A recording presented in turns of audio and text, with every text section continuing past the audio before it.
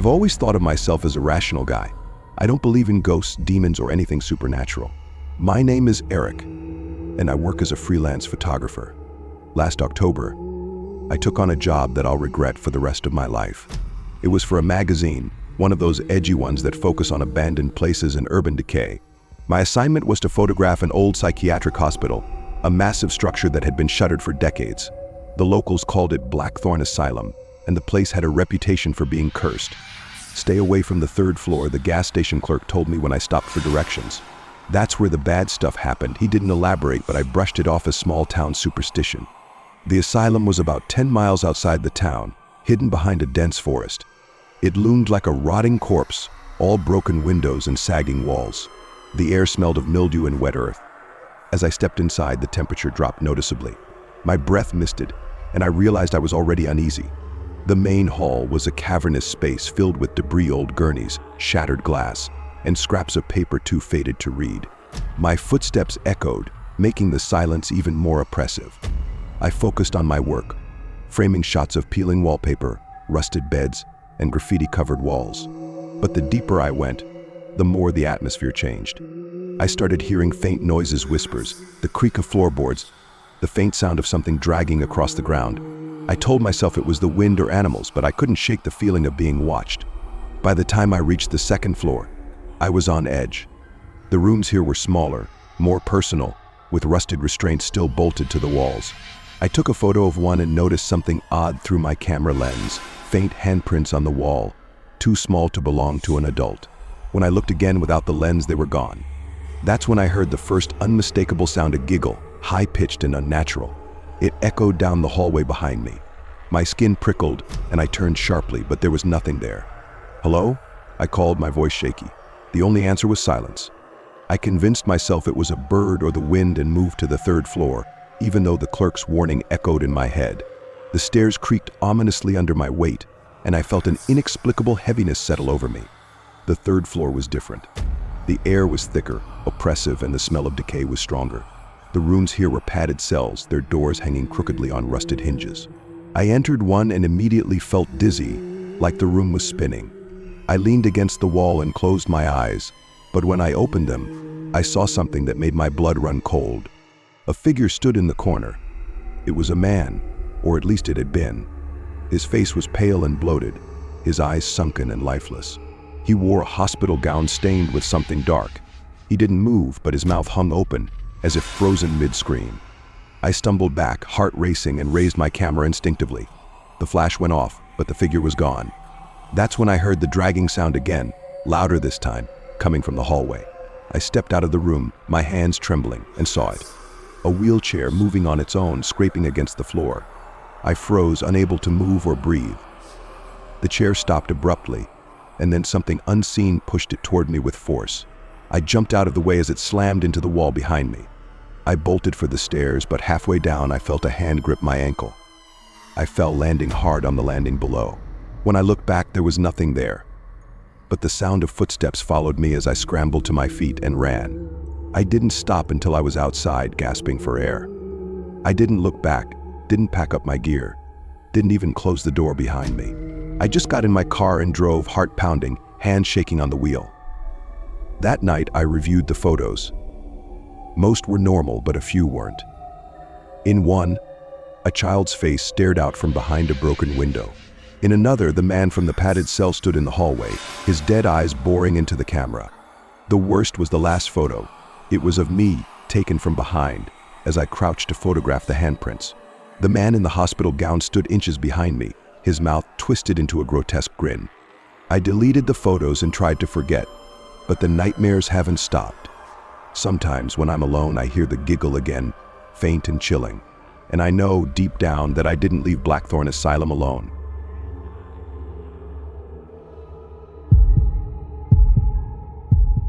The rusted gates of Hollow Creek Asylum stood tall, their iron bars bent like crooked fingers clawing at the sky.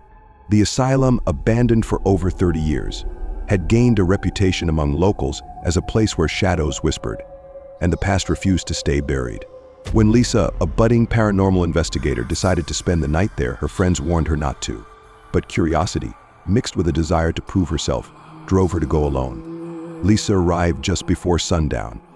The air around the asylum was thick, carrying a metallic tang that made her stomach churn.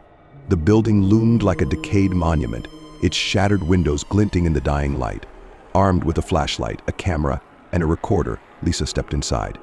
The first thing she noticed was the silence, not the peaceful kind, but a suffocating void that pressed against her ears.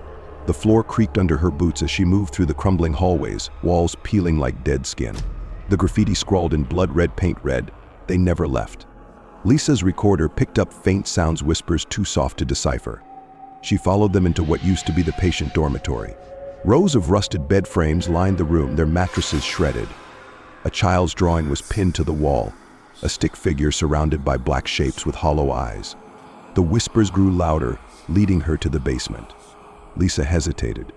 The stairs descended into darkness so thick it seemed to swallow the beam of her flashlight. She took a deep breath and stepped down. The basement was colder, the air damp and heavy with mildew. Her flashlight caught glimpses of medical equipment, tables with restraints, broken vials, and rusted surgical tools. Then she saw the chair. In the center of the room sat an old, leather-strapped restraint chair, its surface stained dark brown. Lisa's breath hitched as her flashlight flickered. For a moment, the beam dimmed, and she swore she saw someone sitting in it, a gaunt figure with sunken eyes staring straight at her. She blinked, and it was gone. Lisa tried to steady her breathing. Just my imagination, she told herself, but the whispers returned, louder now. They weren't random anymore, they were chanting. "He's here. He's here." The temperature plummeted. Lisa's breath fogged as she turned in circles, her flashlight trembling in her hand. Suddenly, she felt a cold grip on her shoulder. She screamed, spinning around, but no one was there. The whispers turned into guttural growls.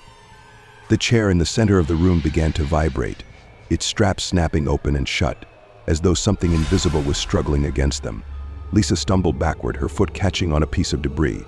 She fell hard, her flashlight skidding across the floor and plunging her into darkness. The growls grew deafening. Lisa scrambled to her feet, blindly reaching for her flashlight. When she found it and turned it on, the beam illuminated a figure standing mere inches from her. It was a man, or what was left of him. His skin was pale and stretched tight over his skull, his hollow eyes burning with hatred. His mouth opened, but instead of words, a blood-curdling scream erupted, echoing off the walls. Lisa ran. She didn't care where she was going, she just needed to get out. The stairs felt endless, but she finally burst into the main hall. The whispers followed her, growing louder and more frantic. She reached the front door, yanking it open, and stumbled into the cool night air. Lisa didn't stop running until she reached her car. Her hands shook as she fumbled with the keys. Once inside, she locked the doors and started the engine, speeding away without looking back. When she finally got home, she reviewed the footage on her camera. Most of it was static, but one clip made her blood run cold. It was from the basement. The camera had captured her running, but in the background, the restraint chair wasn't empty. A man sat there, thrashing against the straps, his hollow eyes locked onto the lens. Lisa deleted the footage and never spoke of the asylum again. But every night when she turned off the lights, she heard them, the whispers, growing louder, until she swore they were coming from inside her own home. And in the corner of her bedroom, just out of reach of the faint moonlight, the hollow-eyed man watched her.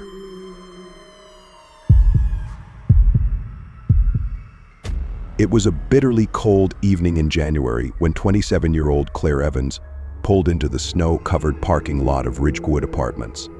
She had just moved into the place a week earlier after breaking off a toxic relationship. Starting fresh in the quiet outskirts of Spokane, Washington, felt like the right decision. The rent was cheap, the building was old but well-maintained, and she didn't mind the long hallways with dim, flickering lights. Her first week had been uneventful until tonight. As she stepped out of her car, she felt the sharp sting of icy air on her face. Carrying a bag of groceries, she trudged toward the entrance. That's when she noticed a man standing near the edge of the parking lot, half hidden in the shadows. Claire paused, her breath visible in the freezing air. The man was tall, with a hunched posture, wearing a long, dark coat. He didn't move but seemed to be staring at her. Claire's instincts prickled, but she quickly dismissed it. Maybe he was waiting for someone. As she reached the building door, she glanced back. The man hadn't moved. The warmth of the hallway greeted her as she stepped inside. She hurried toward the stairs, the groan of old pipes echoing in the narrow space. By the time she reached her second-floor apartment, she had almost forgotten about the man. That night, around 2 a.m., Claire woke to a faint tapping sound. At first, she thought it was the radiator, but then it grew louder, like fingernails raking across glass. Sleepily, she turned toward her bedroom window. Her apartment was at the back of the building, facing a wooded area. The sight made her stomach drop. A face was pressed against the glass. The same man from the parking lot. His breath fogged the window, his lips curled into a chilling grin. Claire froze in terror, unsure if she was dreaming. The man didn't move, just stared. Then, in an instant, he was gone, swallowed by the darkness of the trees. Claire didn't sleep the rest of the night. She didn't call the police. What would she say? That some creep had been outside her window. The next day, she checked her window for signs of tampering but found none. Still, she couldn't shake the unease that had settled in her chest. 2 nights later, it happened again. This time, the tapping came from her living room window. Claire crept toward it, clutching a kitchen knife. Peering through the curtain's edge, she saw him standing in the snow, staring up at her. Panicking, she called the police. An officer arrived 20 minutes later but found no footprints in the snow. Claire felt like she was losing her mind. The next few days passed in a haze. Claire kept her blinds shut and double-checked her locks. Her paranoia grew, and every creak in the old building made her jump. But the man didn't return. Until the following Friday. That night, Claire came home late from work. Exhausted, she kicked off her boots and sank onto the couch. She had just started to relax when she noticed something that made her blood run cold. The closet door in her hallway was slightly ajar. She never used that closet. Heart pounding, she crept toward it, gripping her phone in one hand and the knife in the other. Slowly, she pushed the door open. Inside, she found nothing unusual. Coats hung neatly, a box of old shoes on the floor. And then she saw it. Scrawled on the inside of the closet door, in what looked like charcoal, were the words, "I've been waiting." Claire screamed, stumbling back. She called the police again, her voice shaking as she described the message. This time, they took her seriously. Officers searched her apartment thoroughly. In the attic above her unit, they found signs of someone living there. An old sleeping bag, empty food wrappers, and a notebook filled with disturbing sketches of Claire drawn from angles inside her home. The man was never caught. Claire moved out the next day, leaving her belongings behind. To this day, she doesn't know how long he had been watching her, or if he had ever entered her apartment while she slept. All she knows is that she will never feel truly safe again.